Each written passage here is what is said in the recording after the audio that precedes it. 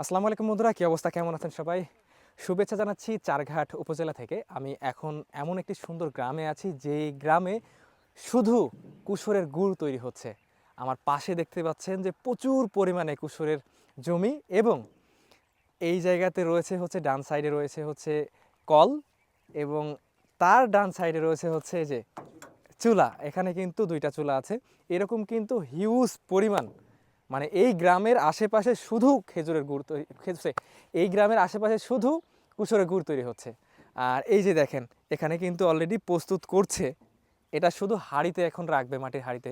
আর already কিন্তু ভেতরে দেখতে পাচ্ছেন, এই যে ভেতরে কিন্তু সুন্দর করে হাঁড়িতে সাজিয়ে রেখেছে। এই যে এক একটা হাঁড়িতে কিন্তু প্রায় 3 কেজি করে গুড়। এই যে এখনও কিন্তু গরম আছে, আমার মনে হয় এটা সকালের দিকে তৈরি করে রাখছে। এই যে কি সুন্দর।